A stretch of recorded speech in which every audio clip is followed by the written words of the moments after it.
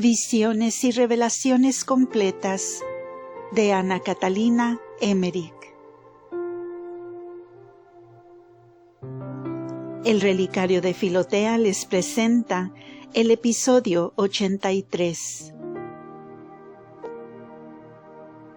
Lázaro llevó a Marta y a Juana Chuza a casa de María en Cafarnaúm, a donde había vuelto después de su estadía en Caná, y partió a Tiberíades con el hijo de Simeón, donde se encontrarían de nuevo con Jesús. También el novio de Caná partió de allí al encuentro de Jesús. Este novio de Caná era el hijo de una hija de Zobé, hermana de Ana. Se llama también Natanael, pero no era de Caná, sino que iba a Caná a casarse. La ciudad de Genebris era muy poblada y tenía un camino real de por medio. Había mucho comercio en ella, de varias cosas y de sedas. Estaba a pocas horas de Tiberíades, pero separada por montañas, de modo que había que torcer el camino al sur y volver entre Emaús y Tiberíades para entrar en la ciudad. Arbel estaba entre Séforis y Tiberíades.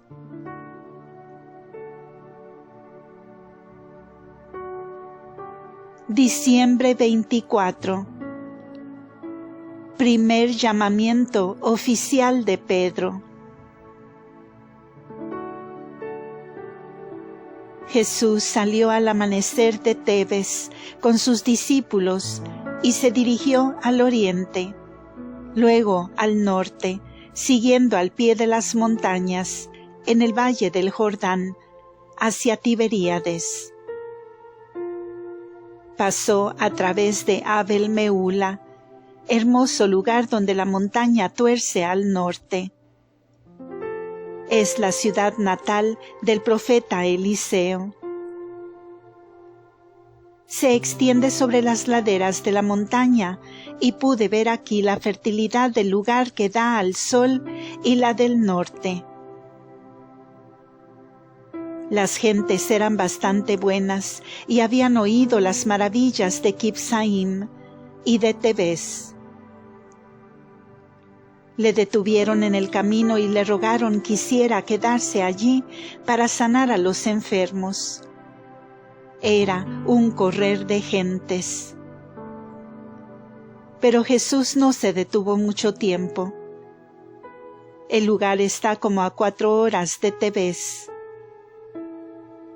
Jesús llegó allí a través de Asitópolis y el Jordán. Cuando Jesús salió de Abel Meula, le vinieron al encuentro Andrés, Pedro y Juan, cerca de una ciudad a 6 horas de Tiberíades. Los otros estaban ya en Genebris. Pedro había estado con Juan en la comarca de los pescadores por sus negocios. Querían ir también a Genebris, pero Andrés los persuadió ir primero al encuentro de Jesús. Andrés llevó a su hermano Pedro a Jesús y éste le dijo: «Tú eres Simón, hijo de Jonás. En adelante te llamarás Cefas». Esto fue en breves palabras.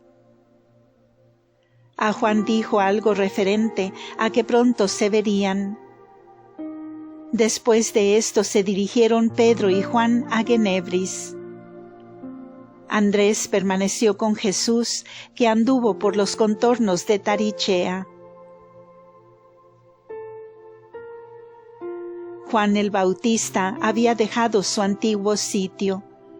Había pasado el Jordán y seguía bautizando a 1 hora de Betábara, donde Jesús había mandado bautizar y Juan había bautizado antes. Obró así porque muchas personas de la jurisdicción del tetrarca Felipe, que era buen hombre, querían hacerse bautizar, pero no pasaban gustosos el Jordán, porque había muchos paganos y porque muchos se habían determinado bautizar por la última estada de Jesús. También para demostrar que él no estaba distanciado de Jesús, quiso bautizar en este mismo lugar.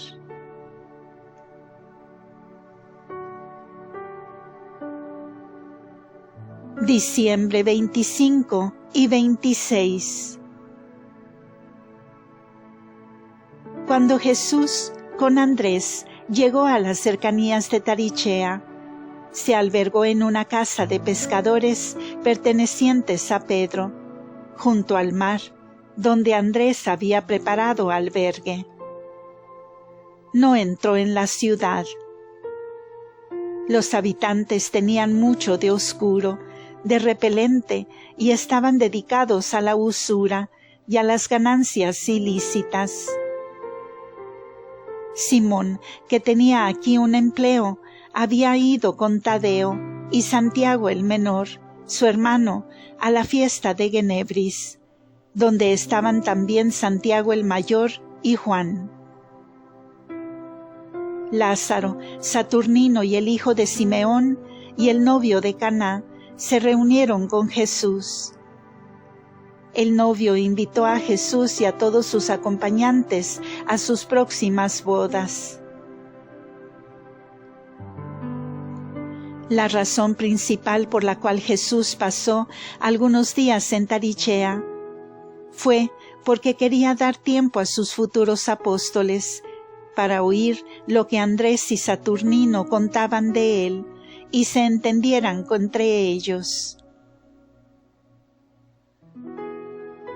He visto que Andrés, mientras Jesús estaba en la comarca, quedó en casa y escribía con una especie de caña cartas sobre rollos de cortezas. Se podía enrollar lo escrito por medio de una madera. He visto que venían con frecuencia hombres y jóvenes a la casa en busca de trabajo, y que Andrés los usaba como mensajeros. Él mandaba estas cartas a Felipe y a su hermano uterino, Jonatán, y a Pedro y a los otros en Genebris, y les anunciaba que Jesús iría para el sábado a Cafarnaúm, y los citaba en ese lugar.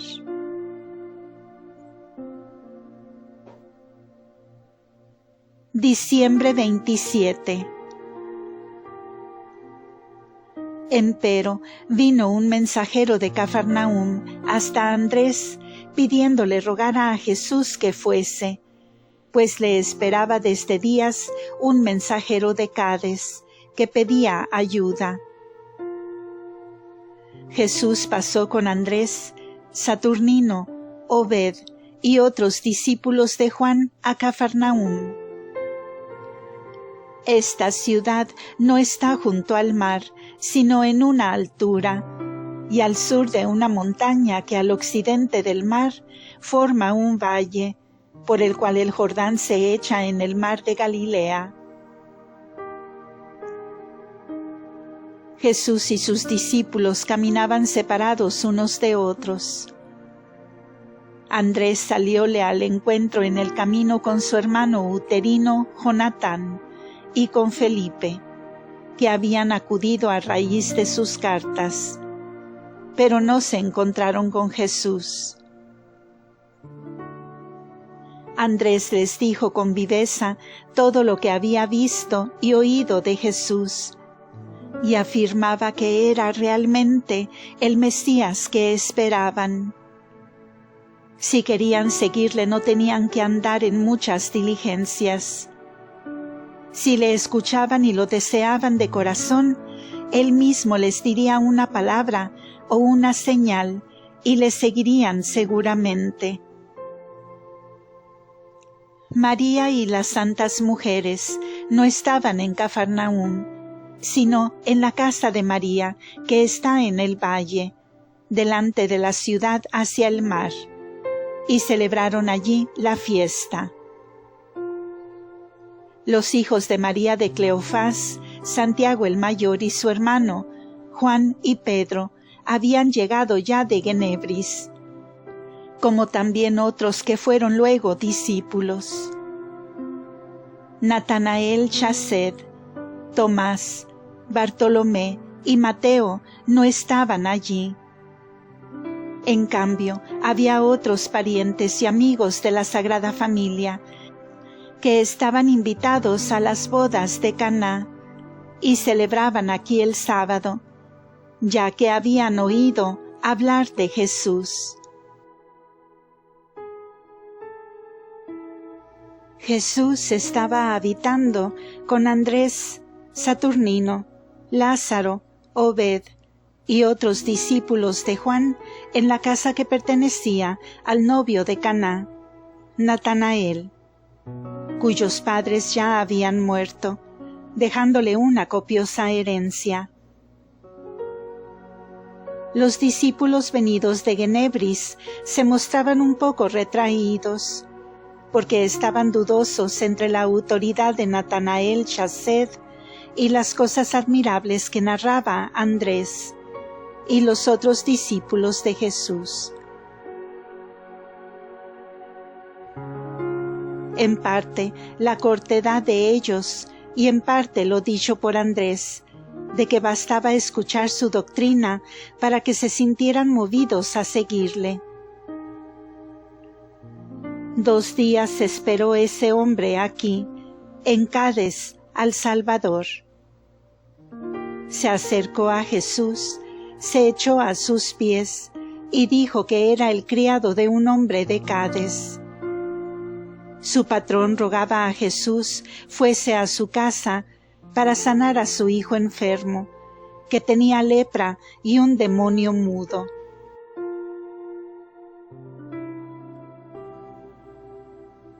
Era este un siervo fiel y expuso vivamente el dolor de su amo.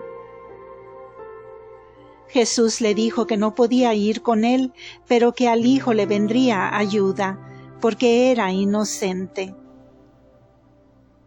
Le dijo al criado que su amo se echara con los brazos extendidos sobre el cuerpo de su hijo, dijera algunas cosas rezando y que la lepra caería de él. Añadió Jesús que él, el siervo, se tendiese también sobre el niño y soplase sobre él, y que saldría un vapor a su lado del niño y se vería libre de la mudez. Tuve luego una visión. El padre y el siervo hicieron lo mandado, y el niño se vio libre de su enfermedad. Había en esta orden de Jesús razones especiales por las cuales debían el padre y el siervo echarse sobre el niño enfermo. El siervo era en realidad el padre del niño, cosa que el amo no sabía, mientras que Jesús lo sabía. Ambos debían quitar en esa forma una culpa que pesaba sobre el inocente niño.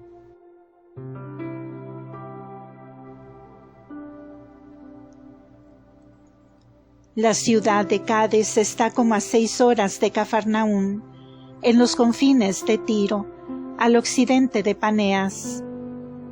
Había sido ciudad capital de los cainitas, y ahora refugio donde podían esconderse reos perseguidos por la justicia.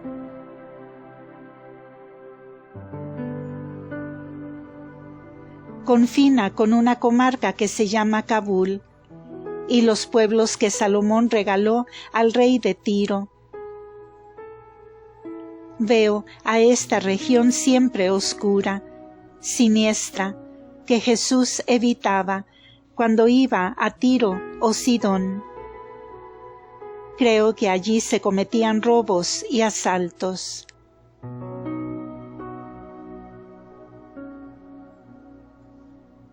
Diciembre 28 y 29. Cuando Jesús enseñaba en la sinagoga, estaba reunida allí mucha gente y parientes y amigos de Jesús. Para ellos era su enseñanza muy nueva y atrayente. Habló de la proximidad del reino de Dios, de la luz que no se debe poner bajo el celemín, de la parábola del sembrador y del grano de mostaza. No eran estas las parábolas que se leen hoy en el Evangelio. Las aplicaciones eran muy distintas según los casos. Las parábolas eran comparaciones breves, de las cuales Jesús extendía luego sus enseñanzas y su doctrina.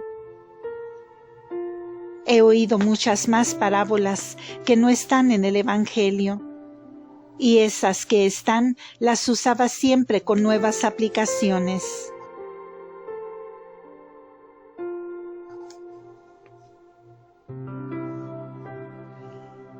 Después de la fiesta del sábado, fue Jesús con sus discípulos a un pequeño valle, que era como un lugar de recreo.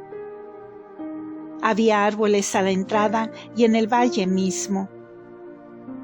Fueron con él los hijos del Zebedeo, los hijos de María Cleofás y otros discípulos. Felipe, que era algo retraído y humilde, se quedó perplejo y no sabía si podía ir él también. De pronto se volvió Jesús y le dijo: «Sígueme». Entonces Felipe, lleno de alegría, le siguió.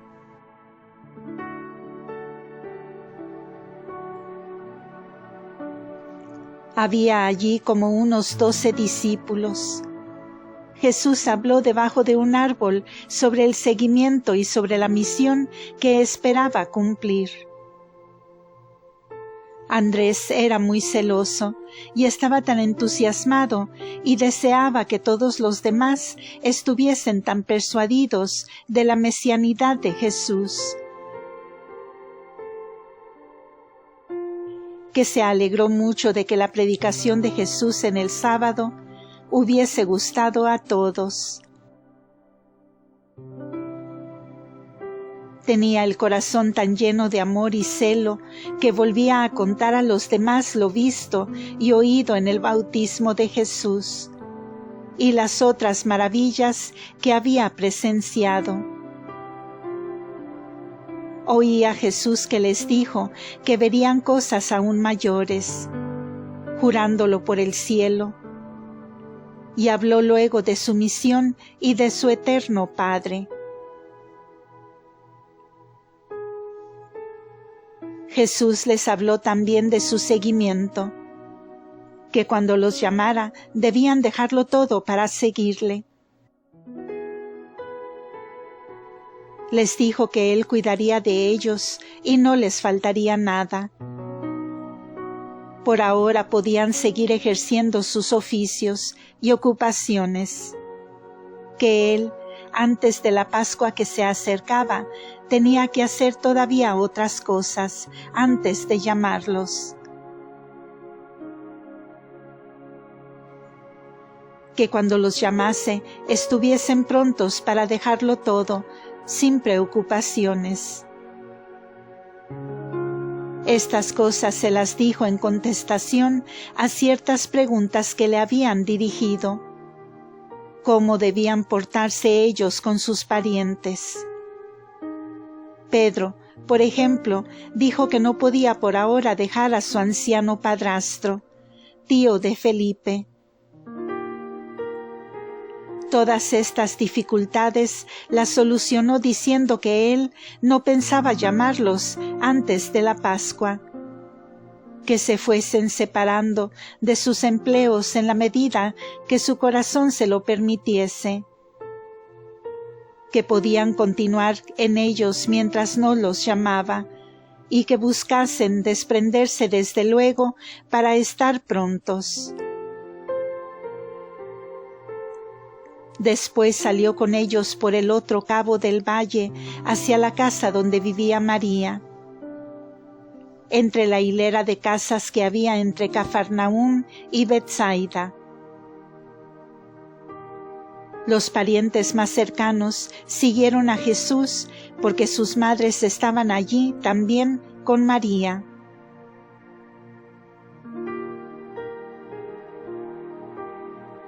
Diciembre 30. Al día siguiente se dirigió Jesús con sus discípulos y parientes, muy temprano, hacia la ciudad de Caná. María, con las santas mujeres, siguieron el camino más corto, en esa misma dirección.